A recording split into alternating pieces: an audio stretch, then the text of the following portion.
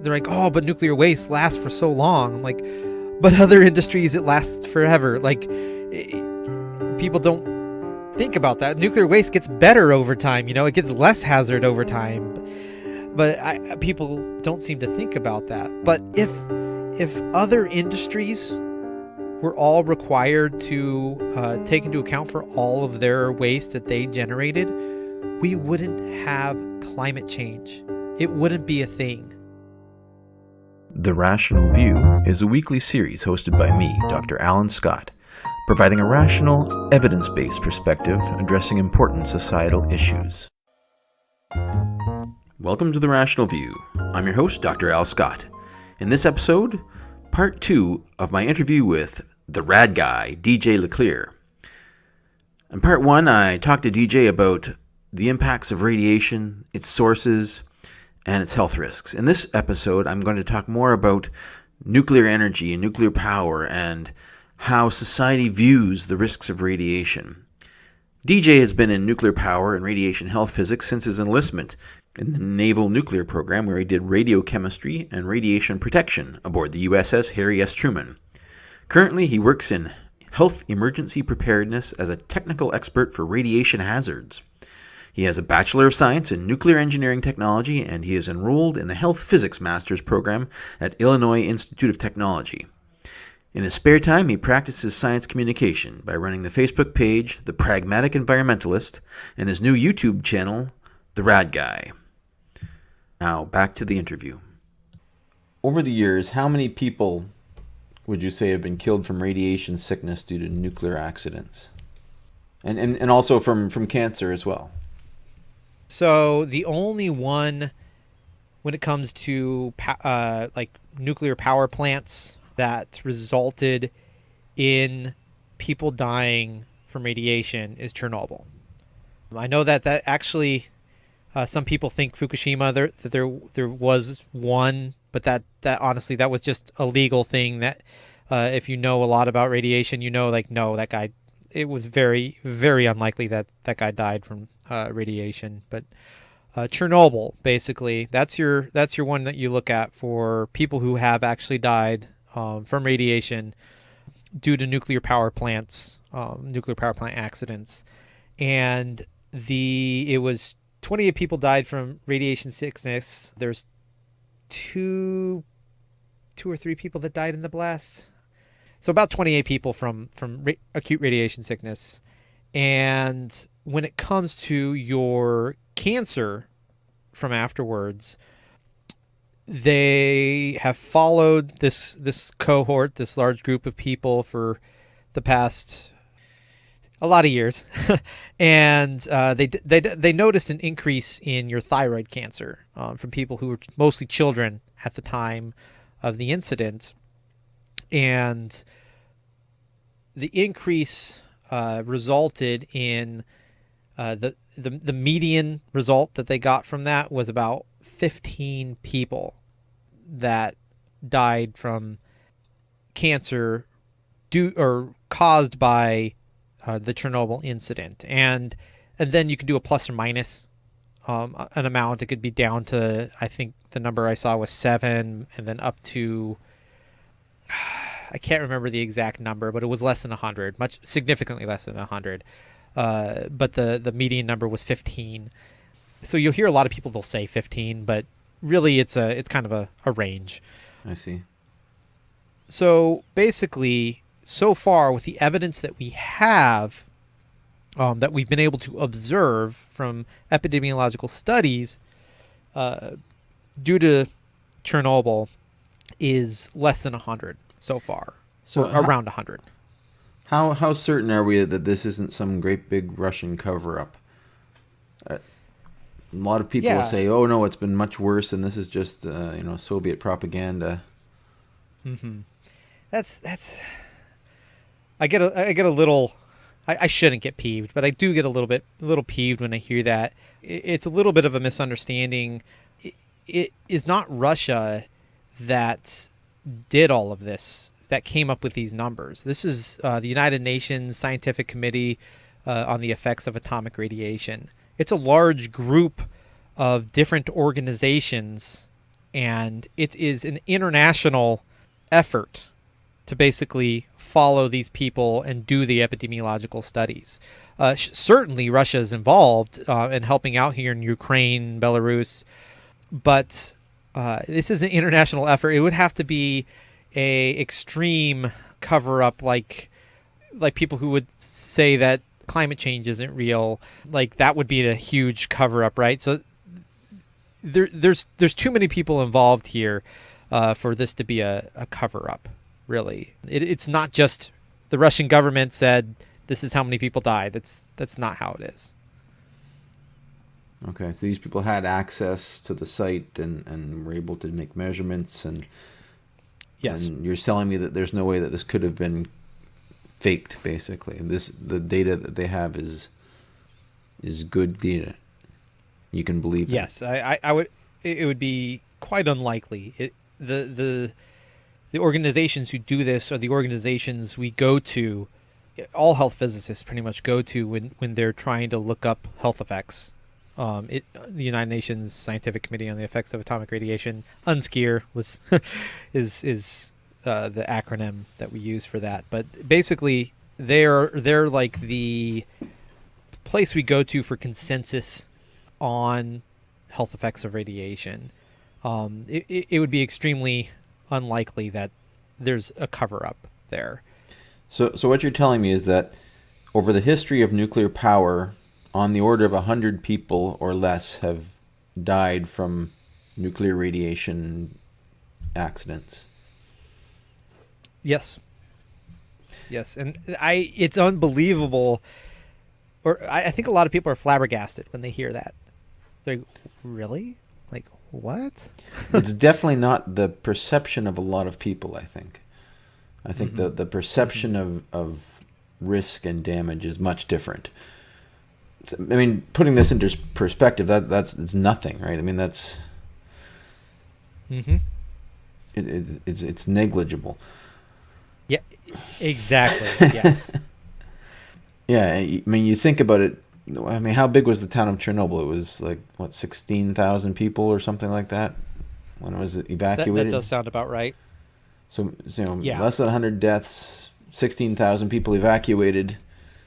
I mean, it doesn't even compare to, the sort of evacuations that were done for hydroelectric dams, for example, which most people Mm-hmm. don't blink an eye out. The Three Gorges Dam in China had 1.2 million people were displaced. And, Yep. 100 people died building the dam. And it only makes 5 times more power than Chernobyl. Yep. Yes. And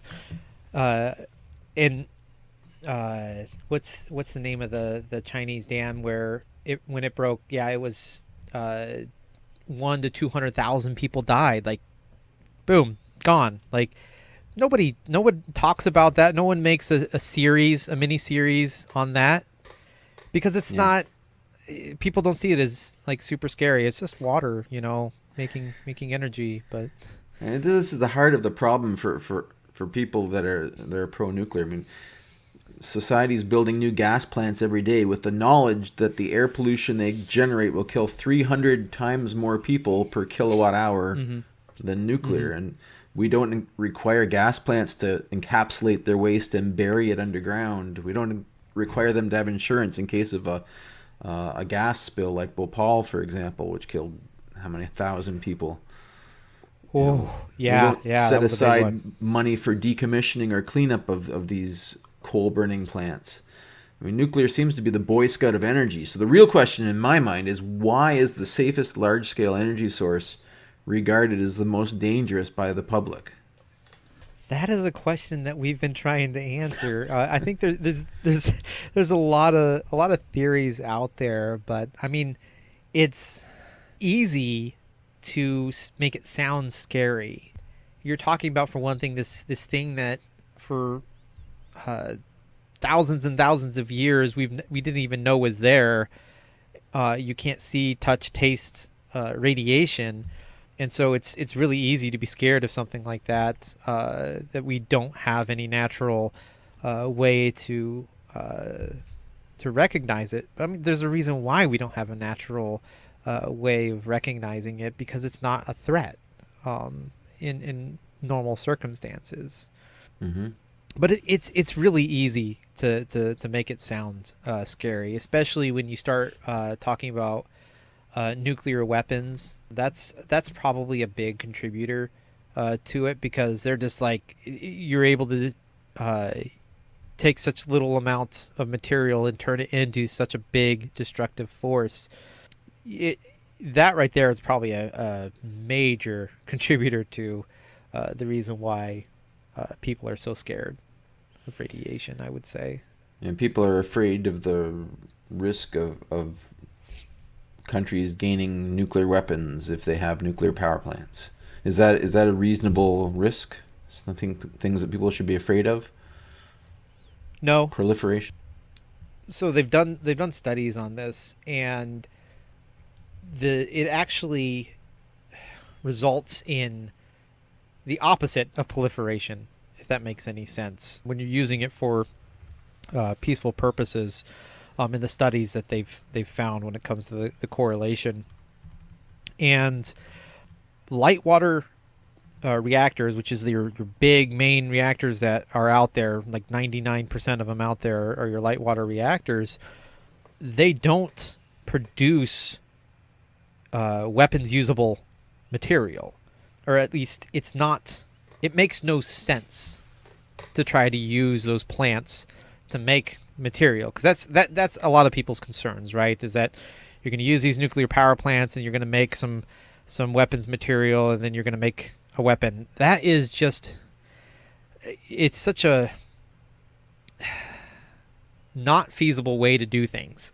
It makes way more sense to try doing it in the enrichment phase, by just continuing to enrich, or making a very specialized reactor that's specifically made to produce plutonium for weapons. And those type of reactors are not your light water reactors, and they're not ideal at all to make electricity with. The ones to make electricity, they use up all this material that's the fissile material, right? Rather than producing more fissile material. Mm-hmm.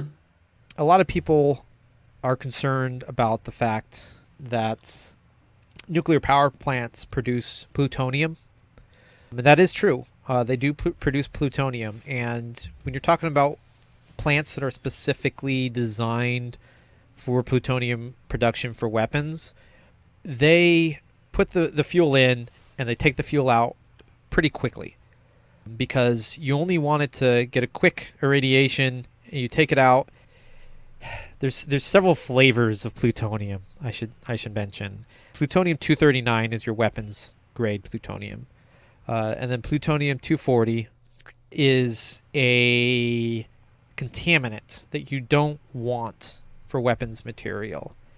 And if you keep your fuel in the power plant for a really long time, like you would for a power plant rather than a weapons plant, you start building up plutonium-240. And you get to the point where you have so much plutonium-240 in it, it makes it to where it's not technically impossible to try turning that into weapons, but it's really not feasible unless you have you're like a major superpower and you have a lot of technology, and you just wouldn't do it because you already have a lot of technology. You just go the easy route, right? Just go build a bunch of enrichment facilities or something. So it's really not, it makes no sense really to try using nuclear power to get weapons. If you want weapons, the cat's already out of the bag, and you would go, the route you would go is down the go mine uranium, do your enrichment, and just keep enriching it until it's weapons grade. But going the power route, it's not going to lead you to weapons. And which reminds me, in those studies, typically people don't go nuclear power and then they have weapons. They usually go, or the ones that do have weapons, they usually go weapons first, and then they're like, hey, we have this ability, let's go ahead and make power. I see. So weapons are an entry drug to power, not the other way around. Exactly. Yep. So okay, so we've talked about proliferation risk. We've talked about Chernobyl, which is the biggest one. We haven't. We might as well hit Fukushima as well, since that's on everyone's mind. As Might soon as as you well. mention nuclear power, everyone's gonna say, "But what about Fukushima? They're still leaking radiation. They're Mhm. going to release all this radioactive water into the ocean, and we're all going to be glowing." There's so much to unpack there. Just like there's so much to unpack about Chernobyl. Fukushima actually was my capstone course in my undergrad. Basically, the entire course was about Fukushima. I wrote 30 or 40 pages on Fukushima, and that still barely scratched the surface on when it comes to Fukushima and things we've learned and what we know. And I guess some of the main things when it comes to Fukushima is like talking about the harm when it comes to radiation to the population and to the environment. And I already alluded to it. Nobody died from radiation itself. The and then to the environment, looking at the UNSCEAR reports again, the United Nations reports, they find it very unlikely that we will ever find any noticeable effects to the environment, basically, to the oceans or to the surrounding area around the facility. So health risks we know from radiation, there were none, and that was a triple meltdown of. It was a lot of thermal power there that melted down, and we still had no, we still have no health effects from radiation, and that should be like a huge wake up call to people. Like, wait, like, wow, it's no health effects, really? Like a triple meltdown didn't kill anybody or harm anybody, or we could you could do epidemiological studies on these people and you would never see an increase in cancer in them because it's just negligible. That right there, I think, I don't, I guess I don't really hang out with people too much that don't know that, but I don't think a lot of people know that there were no health effects from that. There were like several people that were killed during the evacuation or died because of the evacuation. That's what I wanted to get to next, and that's a big thing actually for me in my field when it comes to emergency preparedness for nuclear power plants. That it makes me a little upset because again it's that fear factor around radiation and the fact that they were so scared of it. You had hospitals basically unplugging people and trying to transport people and people dying because of that. You don't just all of a sudden uproot a bunch of people from a hospital, right? So a lot of people died because of that, and people in nursing homes. It can be very harmful if you do a hurried evacuation because you're scared, and that's really I'm glad we're getting to this because I wanted to get this or to this. The fear from radiation has killed significantly more people than radiation itself, and it's kind of our fault when it comes to the nuclear industry and us in the radiation field. We've not done a good job at communicating this, and I actually want to be part of that. Solving that issue is figuring out how to communicate radiation risks and nuclear risks to the public, because not only in nuclear power but even in the medical field, fear of radiation is harmful. Mm-hmm. Like if you say I don't want that CT scan after I just had a big fall, and then you turn out dying because they didn't see that internal bleeding or whatever that they could have if they would have done a CT scan, or you have a doctor who decided because us in the radiation field have encouraged them to reduce their doses, have decided not to do a CT scan when they probably should have done a CT scan. The fear is very harmful. So that's a big takeaway that I got from Fukushima. I know I'm kind of I'm taking it away from Fukushima, bringing it right back here, but that's a big takeaway we got. I mean, I've talked to lots of people, federal regulators, other people throughout my field, and that's a big thing we learned about it, was that, a nuclear power accident, it was just the release was not really that major when it comes to health consequences. Yeah, I mean, why did they evacuate? What was it, a rational decision at the time? Were they uncertain about the plant exploding, or what should they have done? So I've actually done a lot of I do plume modeling as part of my job, where I can model radioactive plumes coming out of plants, basically nuclear power plants. And in my own models I've been able to do, evacuation could have definitely been warranted. I would say it was warranted from the models that I've done and models that I've seen out there. When it comes to that immediate, like, hey, let's go ahead and move people in a calm, collective way. You don't move your populations that are vulnerable. You don't move your vulnerable populations. At least you don't move them in a very hurried way. But that happened. It should not have. It's actually something, I mean, we train for here in the United States. But a short-term evacuation was definitely, I would say, was called for, and it could have been done in a lot safer way than what was done. When it comes to your long-term evacuations, I guess I should mention to your viewers, my opinions do not represent my employers, but for the long-term relocation, I would say was not warranted, and that actually is supported by evidence and science that people's being relocated permanently from their homes for several years. We're going on 10 years now. They're about to start. They're starting to move people back significantly, but that has turned out to be much more harmful than the radiation itself. When you move people from their homes, that shortens lifespans. So they should have kept people or brought people back a lot quicker, in my opinion, to their homes. Indeed, I mean, the measured levels, from what I know, from what I've read, are below background in other places. In a lot of places, they have this difficult to return zone, is what they call it. That it is higher. The doses that I've seen that you would get from living in that area are several times background. I'm trying to remember the exact numbers.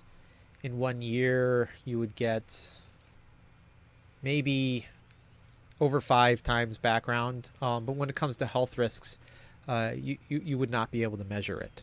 Like I've mentioned before, those lower doses, even with the population living there, you would not see the health risks from it. You could move people back there today. So that's not really a rational decision. I would say it's not. I just said if you move people back there today, well, you can't move people back there today. There's not any homes for them to move to. It's been overrun by nature at the moment. So nature doesn't care. It's there. They're like, well, it's not harmful to us. We're enjoying our time here. Like, there's been some articles out there on that. It's moved in. It's not bothered by the radiation. Not at all. So I guess the one big thing that we haven't talked about yet is the nuclear waste. Everyone says that it's amoral to do nuclear power because it creates this waste, and this is a long-term problem for generations, for hundreds of thousands of years. People will be killed by nuclear waste. Tell me, is that a myth? Is that the truth? So the one big thing that I like to mention when it comes to the so-called waste, it's in my opinion, it's not waste. It's used nuclear fuel, slightly used nuclear fuel, is the nuclear industry, the nuclear power industry, is required to capture all of its waste. and it's the only industry that does that. Every other industry, their waste that lasts for forever, or at least a long time when it comes to like CO2 and whatnot. It's just put out in the atmosphere. It's coal. It's just particulate pollution. They just let it all out there, and that stuff lasts for a really really long time.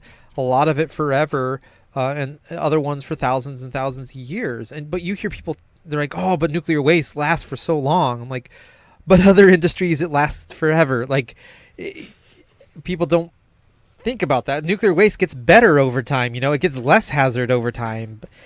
But people don't seem to think about that. But if other industries were all required to take into account for all of their waste that they generated, we wouldn't have climate change. It wouldn't be a thing.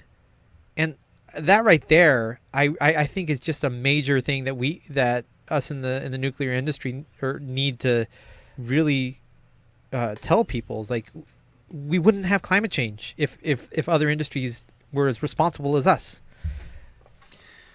One thing I look at is that, because nuclear is required to pay for its waste storage and its decommissioning, it's really the only moral source of energy out there, because no other power source is required to take care of its waste. No other power source pays for it up front. And people complain that nuclear is a little bit more expensive than coal or gas. But coal and gas are really much more expensive if you take account of the impacts of their waste. Yeah, like exactly. So like nuclear, it's like,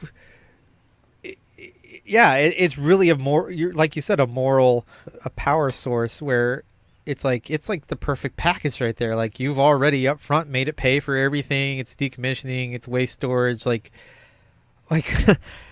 you set those things right up front, right from the very beginning, 60 years ago, So, but I don't think people see that. They don't make that connection. I've seen people, usually when you mention that, they'll sidestep and go to some other argument, really. But a lot of people, they just want to dislike it. It doesn't matter if you are able to tear down their argument. But so this leads us to the interesting part of it. What have we done wrong in communicating the risks? Obviously, repeating the evidence isn't working. I mean, the evidence is out there, and people can find it if they want to, and people are smart enough to do that. What have we done wrong, and what can we do better? Well, I think a big thing is that we, even in the nuclear industry, we do treat it as something special. I mean, the nuclear industry has a lot of their jobs because of the fact that we treat it as something special, and that we put dosimetry on people unnecessarily, even though they're not going to. They get maybe 10 millirem a year, which you get 300 millirem just from natural sources. Like, the fact that we are so careful about everything. I mean, it sounds really cool. Like, oh yeah, we're so careful about everything, but it really, it's a double-edged sword, where it makes it seem like something scarier. Yes. Like, another example is just the security around a nuclear power plant. Nuclear power plants in the United States, they're the most secure locations anywhere in the world, really. Like, you might have an easier time getting on the White House lawn than getting into a nuclear power plant. They have so many, like this. I mean, this is another thing that adds to the cost, because we put so many security people there, and we make it a fortress, and they have like M16s, and they got snipers. It is unbelievably high security, and that right there, like, again, cool. Like, they really care, but now you've made it seem even scarier, because you've given the impression that it's necessary. And everything we do when it comes to trying to make it safer, actually, it's that double-edged sword of like, oh, like, it's dangerous. So like with these new generation of nuclear power plants, like I geek out on them. I love them. But we keep talking about trying to make them safer, and I hate that word. We're basically trying to paint this. It paints this picture even more for the public that, oh, our current ones were dangerous. No, they weren't. They're not at all.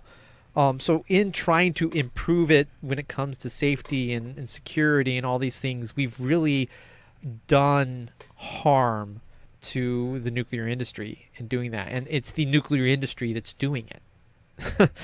I would say they are probably more responsible for a lot of this cost and everything than the anti-nuclear people, really. Interesting. Yeah. So they should stop talking about safety and start talking about the benefits. Yeah. To start talking about all the benefits, like definitely start talking about the benefits a lot more than trying to explain your safety. Like I just watched a presentation about Chicago. They're going to get a microreactor. Their university, they're trying to get a microreactor in to supply like 13% of their power with one small microreactor, and like a huge portion of their talk was about the safety and how, oh, this is different, it's way safer. It's like, you are doing so much harm in talking like that. If other radiation risks were treated the same way as nuclear power, you would have, everyone who gets on a plane would have to wear a lead vest. Right? I go to the dentist and get these little dental x-rays, and they put lead, and everyone gets lead on, and they're like, okay, done. Yeah. Everyone wears a TLD. Yeah. But yeah, people get on airplanes and they have this dose that probably exceeds anything you get at a nuclear power plant. Yeah. No one's wearing dosimeters on planes, except you. Yeah. Well, hopefully I didn't bring my permanent record dosimeter with me, because then I would be recording something that a dose that didn't come from my normal job. But we've been sending the wrong messages. People aren't worried about nuclear isotopes in hospitals. Mm-hmm. People just aren't worried about them because it's for health. Mm-hmm. But it's the same stuff. Yep. And the nuclear power plants, those are for health. They really are. Getting that clean air and getting that energy, like, it should be viewed as that. It is for. It's a good message for the health.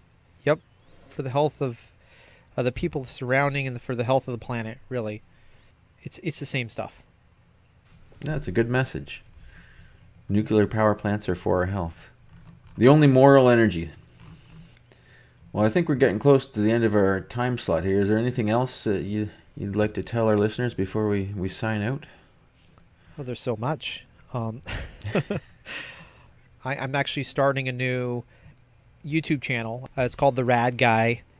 So now that I've mentioned it on a podcast, I'm going to have a lot more obligation to to really get that up and going.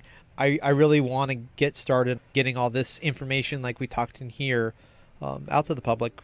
Well, thank you, DJ LeClear, for providing your insights on this controversial topic. I think it's extremely important in these challenging times that society take a rational view of its energy sources. Thank you. Thank you.